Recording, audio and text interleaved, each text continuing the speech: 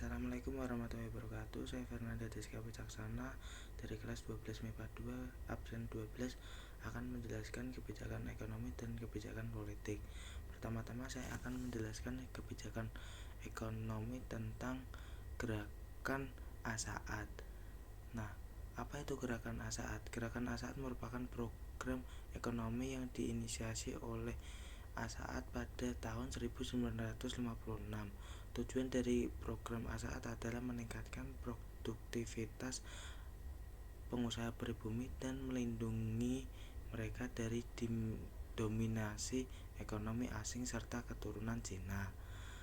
Gerakan ekonomi A-Saat muncul setelah adanya nasionalisasi perusahaan Belanda pada tahun 1950-an.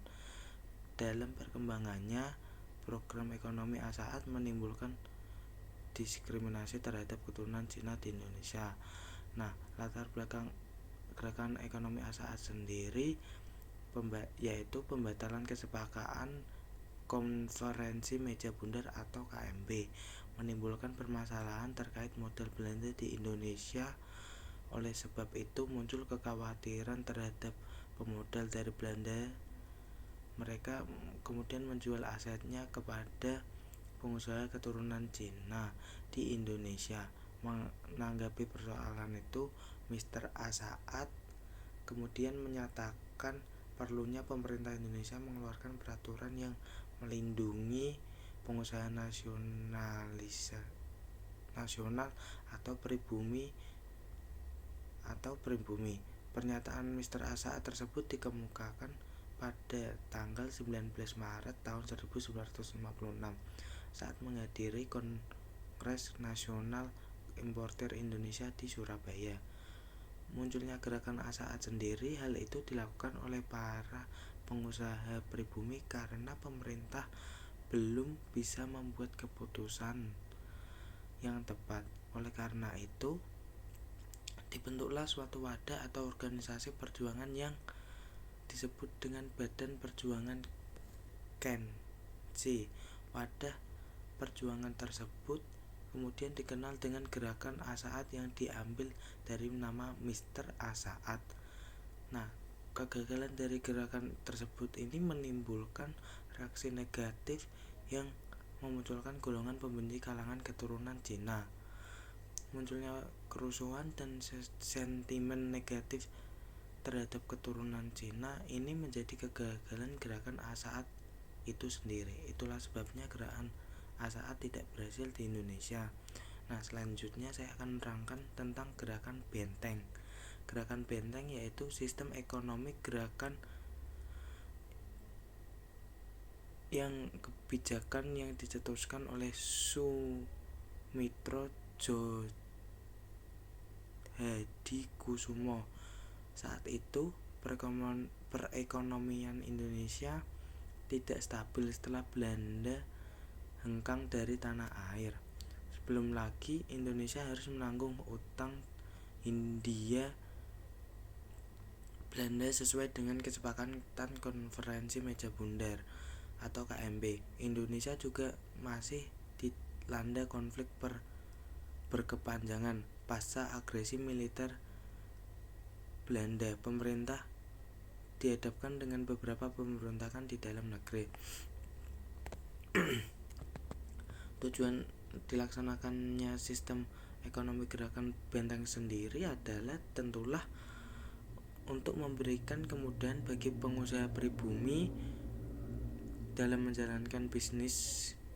Selain itu, mereka juga menerima jatah divisa dengan kurs murah.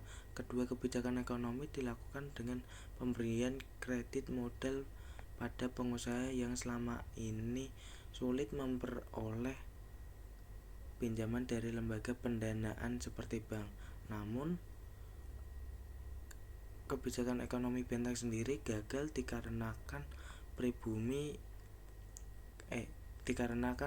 salah sasaran. Karena pribumi sendiri banyak pengusaha pribumi yang menjual lisensi impor yang diberikan oleh pemerintah kepada para pengusaha non pribumi. Jadi itulah kebijakan ekonomi gerakan benteng. Nah, selanjutnya saya akan menjelaskan tentang politik. Nah, yang pertama saya akan menjelaskan tentang Kabinet Juanda yang dipimpin oleh Ir. Juanda Kartawijaya dan 3 wakilnya, yaitu Mr. Hardi Idham Khalid dan Dr. Laimana. Kabinet ini dikenal sebagai Zakon Kabinet. Latar belakang dari Kabinet Juanda sendiri, pada tanggal 28 Oktober tahun 1956, Presiden Soekarno berencana untuk membubarkan partai politik lantaran antara tahun 1955 sampai 1957 Indonesia tengah di kondisi polarisasi. Karena kondisi ini, pada 28 Oktober 1956 Presiden Soekarno pun berencana untuk membubarkan partai politik, dan 2 hari setelahnya ia menyampaikan pemikirannya untuk membentuk demokrasi terpimpin. Berakhirnya Kabinet Ali kemudian disusul penetapan Kabinet Juanda. Susunan Kabinet Juanda sendiri terdiri dari Menteri Luar Negeri yaitu Subandrio, Menteri Dalam Negeri Sanusi Harjadinata, Menteri Pertahanan Juanda, Menteri Kehakiman G.A. Maengkom, Menteri Penerangan Sudibjo, Menteri Keuangan Sutikno Slamet, Menteri Pertanian Sanjarwo, Menteri Perdagangan Prof. Mr. Sunaryo, dan Rahmat Muljur Seno, Menteri Perindustrian F.J. Inkiriwang, Menteri Perhubungan Soekardan, Menteri Perhubungan Laut Nazir, Menteri Pekerjaan Umum dan Tenaga Kerja Pangeran Muhammad Nur, Menteri Perburuan Sami Jono, Menteri Sosial Cilaimana dan Muljani Jojo Martono, Menteri Pendidikan dan Kebudayaan Prijono, Menteri Kesehatan Aziz Saleh, Menteri Agama Muhammad Ilyas, Menteri Agraria R. Sunarjo, Menteri Negara Urusan Pengerahan Tenaga Kerja A.M.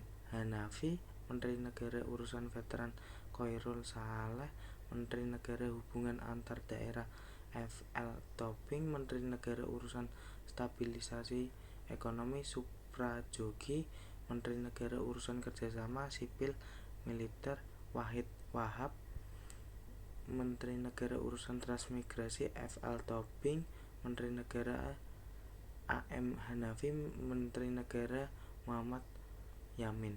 Program kerjanya sendiri yaitu membentuk Dewan Nasional, normalisasi keadaan Republik, melanjutkan pelaksanaan pembatalan KMP, perjuangan Irian Barat, memperingati mempergiat pembangunan di Indonesia. Nah, berakhirnya sendiri Kabinet Juanda yaitu disebabkan oleh terbentuknya demokrasi terpimpin, di mana Presiden Soekarno menjadi Perdana Menteri dan Juanda sebagai Menteri Utama. Nah, selanjutnya saya akan menjelaskan tentang Kabinet Wilopo. Kabinet Wilopo sendiri adalah kabinet ketiga yang dibentuk setelah pembubaran Negara Republik Indonesia Serikat pada tanggal 1 Maret 1952. Soekarno menunjuk Sidik Jojo Soekarto dan Partai PNI dan Prawoto Mankusasmito dari Partai Masyumi untuk menjadi formatur kabinet. Kabinet Wilopo ini menjadi kabinet Kaizen. Kabinet Zeken. Artinya kabinet ini berisikan jajaran para tokoh yang ahli dalam bidangnya, bukan hanya dari partai politik tertentu. Susunan kabinet Wilopo sendiri terdiri dari Menteri Luar Negeri yaitu Wilopo yang berhenti lalu dilanjutkan oleh Mukarto Menteri Dalam Negeri Muhammad Roem, Menteri Pertahanan Sri Sultan HB9 dan Wilopo, Menteri Kehakiman Lukman Wirodinata, Menteri Penerangan Arnold Mononutu, Menteri Keuangan Sumitro Jojo Hadikusumo, Menteri Pertanian Muhammad Sarjan, Menteri Perekonomian Sumanang, Menteri Perhubungan Juanda, Menteri Pekerjaan Umum dan Tenaga Kerja Suwarto, Menteri Perburuan Iskandar Teja Sukmono, Menteri Sosial Anwar Joko Roaminoto, dan dilanjutkan Panji Suroso, Menteri Pendidikan dan Kebudayaan Bahdir Johan, Menteri Agama Fakih Usman, Menteri Kesehatan J. Leimana, Menteri Urusan Pegawai Panji Suroso.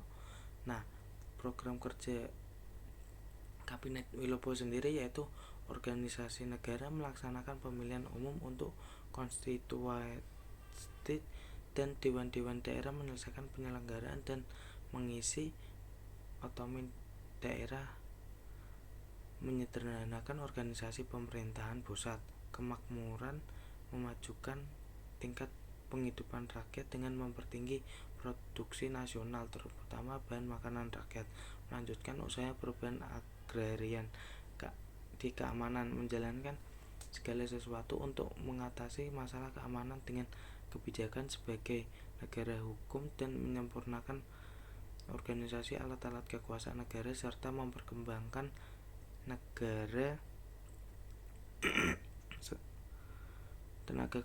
tenaga masyarakat untuk menjamin keamanan dan ketentraman perburuan, memperlengkapkan perundang-undangan perburuan untuk